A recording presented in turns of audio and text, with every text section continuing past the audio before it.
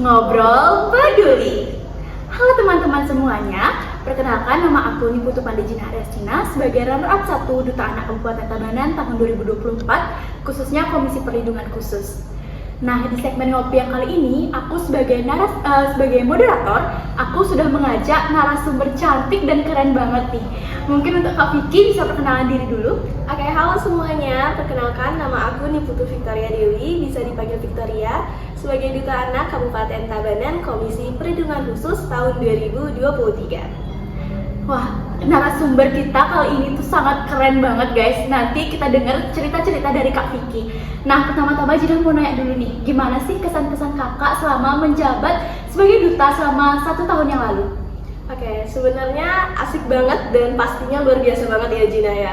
Karena jujur sebelumnya aku udah tergabung dalam beberapa organisasi seperti OSIS dan lain sebagainya. Namun aku melihat betapa autentik dan uniknya dari FAD ini. Nah, kenapa gitu? Karena dari forum anak daerah, khususnya aku yang berada di Komisi Perlindungan Khusus, aku ngerasa benar-benar ada peluang yang besar untuk bertemu banyak orang. Seperti teman-teman dari berbagai SD di pelosok dan juga berbagai daerah lainnya, teman-teman SMP, bahkan teman-teman sebaya juga. Jadi untuk interaksi dan juga sosialisasinya juga lebih mendalam nih.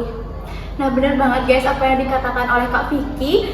Kalau kita bergabung dalam forum anak daerah ini, kita dapat bertemu dengan anak-anak, terutama buat kalian yang suka banget sama anak-anak, bisa banget bergabung dalam forum anak daerah.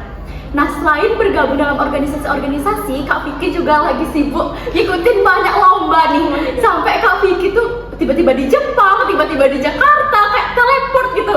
Itu gimana tuh ceritanya, Kak? Sebenarnya karena aku udah selesai menjabat ya sebagai Duta Anak, karena tahun ini udah tahun 2024 dan digantikan dengan angkatannya Jina, aku perlu banyak waktu juga untuk menyelami berbagai dunia ini, seperti kayak ikutin berbagai kompetisi dan juga ketemu dengan teman-teman yang lainnya. Sebenarnya buat isi-isi waktu luang aja sih Jina. Kak Vicky tuh sebegitu hebat ya guys, sampai aku pun kadang kayak ngeliat story-story Kak Vicky, insecure banget karena Kak Vicky tuh keren banget gitu loh, kayak tiba-tiba udah sampai Jepang, sedangkan aku yang masih di Bali aja gitu. Nah, selain itu, kita karena udah sama narasumber yang hebat hari ini, kira-kira kita mau bahas apa nih? Jadi kalian tahu nggak sih kasus-kasus yang sedang marak di lingkungan-lingkungan sekitar kita, khususnya pada lingkungan anak-anak.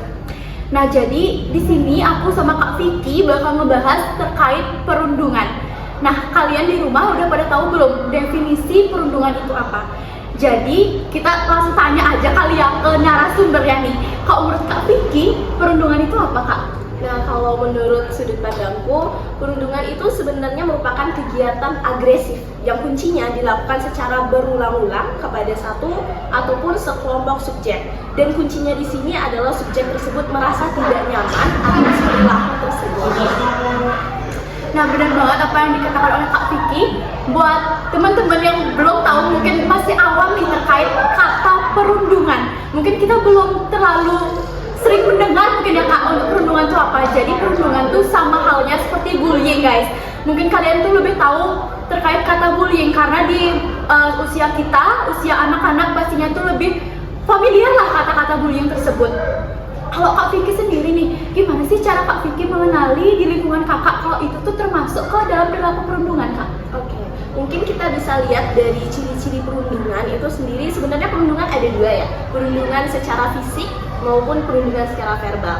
Yang pastinya ciri-ciri dari kedua hal tersebut mirip-mirip, namun ada juga perbedaannya. Kalau perundungan secara fisik pastinya melibatkan organ fisik kita, seperti contohnya kekerasan dan juga lain sebagainya. Nah, kalau misalnya soal perundungan secara verbal tentunya disampaikan melalui kata-kata. Nah, biasanya juga perundungan ini bisa terjadi secara berdirisan, baik secara fisik maupun verbal.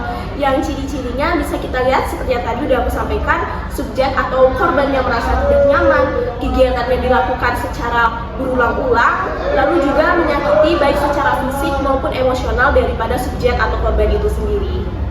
Nah, kalau menurut aku nih Kak, yang lebih menyakitkan tuh kayak perundungan dalam bentuk verbal. Betul banget. Yang mana nih yang lebih menyakitkan? Lebih menyakitkan. Kalau luka fisik bisa sembuh, luka verbal sama pikiran tuh kayak susah banget gitu ya. Bisa kayak besok-besoknya keinget lagi terus kayak sedih lagi gitu. Nah, kalau Kak Vicky sendiri ini pernah nggak sih menyaksikan teman-teman atau di lingkungan kakak sendiri ada yang menjadi korban perundungan itu sendiri? Nah, kalau perundungan secara fisik jujur belum pernah, tapi perundungan secara verbal itu sering banget, dan bahkan pelakunya nggak nyadar kalau dia merupakan pelaku daripada perundungan itu sendiri. Contohnya gimana?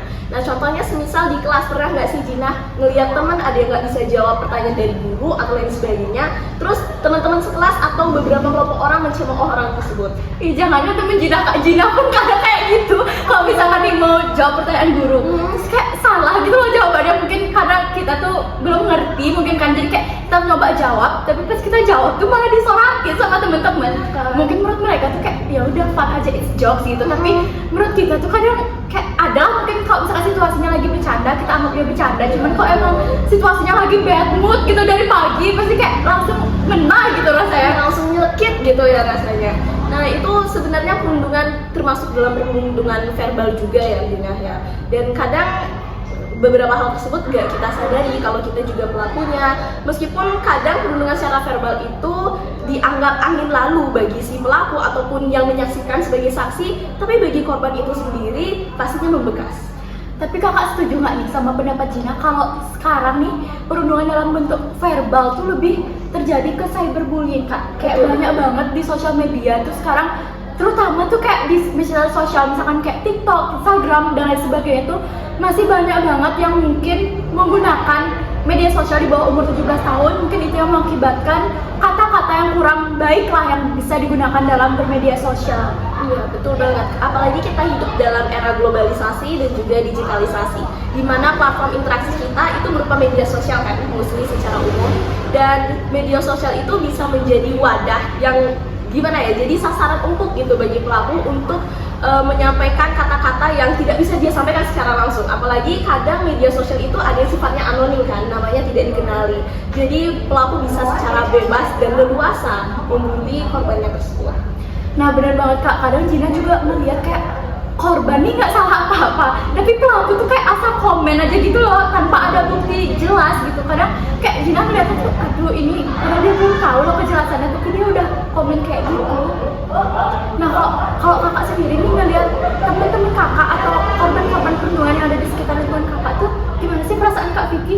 Pastinya ngerasa miris banget, karena kenapa sih kamu harus kayak gitu? Coba bayangin kamu berada di posisi korbannya itu. Apa yang akan kamu lakukan? Kamu juga pasti ngerasa sedih kan?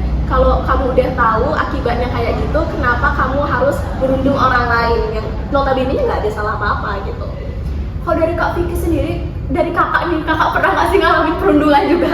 Aduh, kalau perundungan secara fisik sih enggak, tapi secara verbal pastinya pernah. Apalagi kakak di sini berprestasi banget, pasti banyak banget ya orang-orang yang kayak ada aja yang iri ya, pasti kayak ada aja yang ngatain kayak gitu. Ya ada pasti yang mencemooh, mengolok-olok, atau bahkan menganggap remeh atau underestimate hal tersebut. Kakak kepikiran nggak biasanya kok digituin? Jujur sebagai manusia pasti aku overthinking, pasti kepikiran dan ada bekas secara emosional. Tapi aku berusaha manage diri aku. Kalau aku harus tahu value aku sendiri kayak gimana, sehingga kata-kata dari luar atau secara eksternal itu nggak ada pengaruhnya gitu. Tapi banyak loh Kak, tanpa kita sadari masih banyak banget pelaku-pelaku perundungan yang kayak mereka tuh nggak sadar-sadar walaupun udah dihukum sama mungkin beberapa pihak, misalkan perundungan yang terjadi di sekolah itu bisa dihukum sama BK dan lain sebagainya, tapi mereka masih melakukan hal tersebut. Itu pendapat Kak Vicky gimana sih Kak?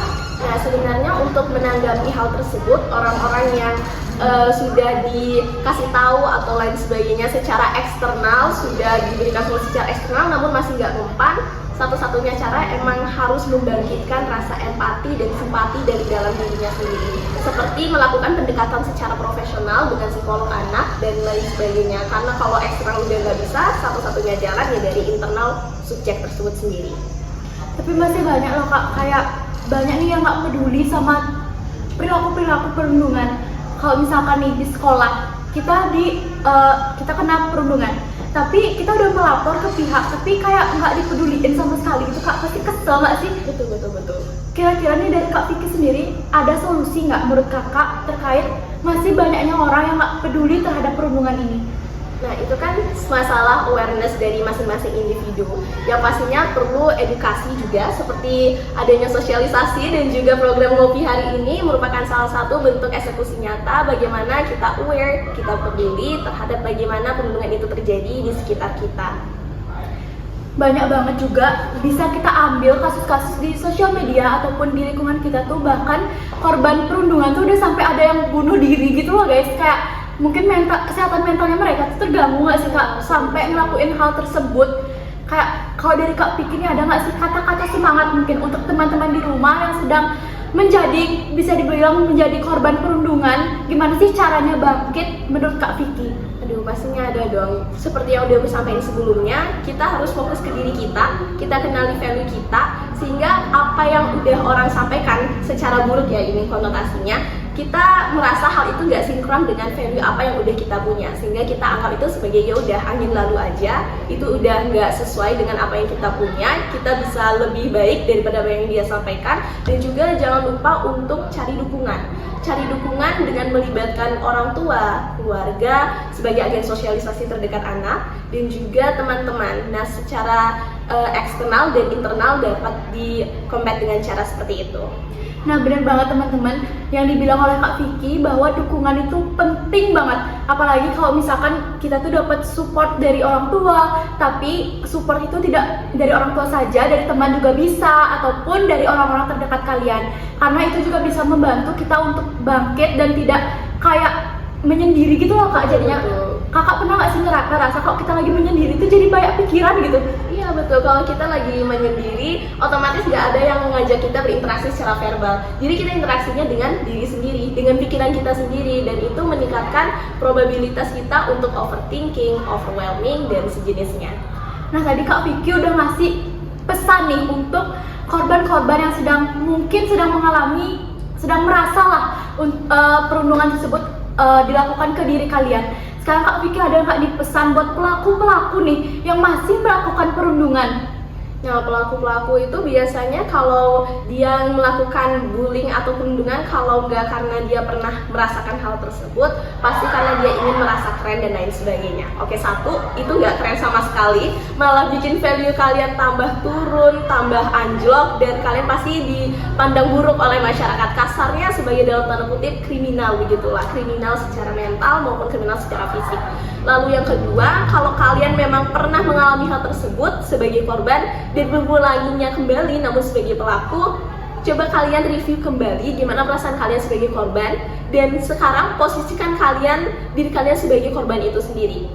Tentu kalau kalian udah jadi pelaku daripada perundungan atau bullying tersebut, pasti tumbuh rasa empati ataupun welas asih atas apa yang pernah kalian alami dulu. Tapi iri dengki juga menjadi faktor cukup tinggi sih Kak dalam perundungan. Kayak faktor orang melakukan perundungan ke korban tuh pasti faktor utamanya tuh kadang-kadang karena iri dengki, padahal si korban tuh kayak nggak salah apa-apa, tapi karena si korban tuh keren, jadi dia iri dan jadi melakukan perundungan gitu. Iya, malah jadi target ya. Nah teman-teman, mungkin itu aja yang bisa kita bahas pada topik ngopi kali ini. Nah, pesan Kak Vicky tadi mungkin teman-teman bisa banget diambil karena pesan-pesan dari Kak Vicky itu bagus banget, terutama untuk pelaku-pelaku yang masih melakukan perundungan. Ingat lagi guys bahwa di dunia ini adanya karma. Jadi kayak kalau kalian melakukan itu, hati-hati aja, nanti kalian juga mengalami hal yang sama seperti korban atau bahkan bisa lebih dari korban yang dialami. Oke, untuk Kak Vicky terima kasih karena udah mau jadi teman ngobrol peduli Jinah hari ini. Maaf juga tadi karena kita ada telat nih guys, telat untuk tag podcast, terus kayak diundur-undur juga di waktu ini karena Kak Vicky sibuk banget dan kayak aku juga kadang bertabrakan jadwalnya gitu. Oke guys, mungkin segitu dulu segmen ngopi hari ini. Terima kasih, bye-bye.